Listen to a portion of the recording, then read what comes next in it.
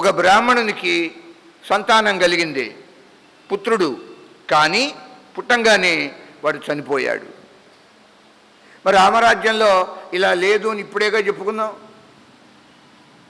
బిడ్డ పోయాడు. బ్రాహ్మణుడు రాముని దగ్గరికి వచ్చాడు, రాజుగారి దగ్గరికి. గంట మోగించాడు. ధర్మ గంట అని ఉండేటప్పుడు గంట కొడితే రాముల వారు రాకపోయినా మిగతా ముగ్గురు తమ్ముళ్ళు ఉన్నారు, ఎవరో ఒకరు వచ్చేవారు తీర్పు కోసం, ఫర్ జస్టిస్. బ్రాహ్మణుడు గంట మోగిస్తే అడిగారు, అయ్యా ఏమిటి మీకు వచ్చినటువంటి కష్టం? ఎవరన్నారు, నా బిడ్డ పోయాడు.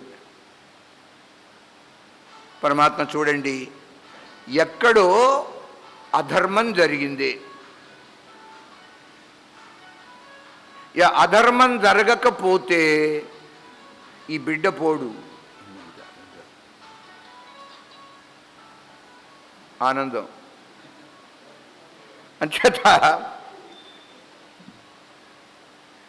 అకారణంగా బిడ్డ చనిపోయాడు. ఆలోచించాడు పరమాత్మ, ఎక్కడ ఉన్నది లోపం, ఎక్కడో అధర్మం జరిగింది, లేకపోతే ఇలా పోవటానికి వీల్లేదు. అలా భావించి పని కట్టుకుని రామచంద్ర పుష్పక విమానం మీద గాలించారట. ఎక్కడైనా అధర్మం జరుగుతున్నదో. అలా తిరుగుతుంటే ఒకానొక ప్రదేశంలో ఒక వ్యక్తి చెట్టు కొమ్మకి వేలాడుతూ తపస్సు చేస్తూ కనిపించాడు. పరమాత్మ ఆయన దగ్గరకు వచ్చాడు. నాలుగవ జాతి పురుషుడు. క్లాసికల్ లాంగ్వేజ్గా అంటున్నా నేను. 4వ జాతి. తల్ల క్రిందులు కాళ్ళు పైన వేలాడుతున్నాడు మనిషి, తపస్సు చేస్తున్నట్టు కనిపించాడు.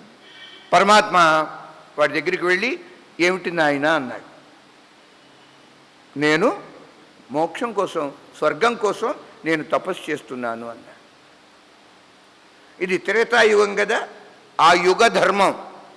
త్రేతాయుగంలో 4వ జాతి వానికి ఇట్లా తపము ఆచరించే అధికారం శాస్త్రం ఇవ్వల. ఎవరికైనా అధికారాలు అనధికారాలు చెప్పేది శాస్త్రం. ఈ కర్మ నువ్వు చేయవచ్చునా చేయరాదా ఎవరు చెప్పాలి? అది మనుషులు కాదు, నిర్ణయించేది మానవుడు కాదు. సనాతన ధర్మంలో శాస్త్ర నిర్ణయం అది ముఖ్యం. తస్మాత్ శాస్త్రం ప్రమాణంతే కార్యాకార్య వ్యవస్థితో జ్ఞాత్వా శాస్త్ర విధానోక్తం కర్మ కర్తుం ఇహ అర్హసి. తెలియకపోతే పెద్దల్ని అడగాలి. వారికి కూడా తెలియకపోతే అంతకంటే ఎక్కువ తెలిసిన పండితులు ధర్మ గ్రంథాలు ఉన్నాయి, నిర్ణయ సింధు అలాంటి గ్రంథాలు ఉన్నాయి. అక్కడ శాస్త్రం ఉంటుంది. ఇలాగ నేను చేయొచ్చునా, మాకు చేసే హక్కు ఉందా అడిగి తెలుసుకుని చేస్తే అది ఫలిస్తుంది. లేకపోతే అదంతా వ్యర్థం, ఎందుకు పనికిరాదు, సమయం వృధా, ద్రవ్యం వ్యర్థమైపోతుంది. జ్ఞాత్వా కర్మాణి కుర్వీత, ఇది కూడా శాస్త్రవాక్యం. చేసే కర్మ చిన్నదైనా పెద్దదైనా, లౌకికమైన వైదికమైన కర్మ అయినప్పటికీ ఆ చేసే కర్మ యొక్క స్వరూప స్వభావాలని గట్టిగా తెలుసుకుని చెయ్యాలట. జ్ఞాత్వా తెలుసుకుని, కుర్వీత చెయ్యవలే. ఒక వ్రతం కానీ, ఒక నియమం కానీ, నోము కానీ స్వరూపం తెలియాలి. సత్యనారాయణ వ్రతం ఉంది, ఎందుకు చేయాలి తెలిసి చెయ్య. ఎందుకండి చేయాలి సత్యనారాయణ వ్రతం?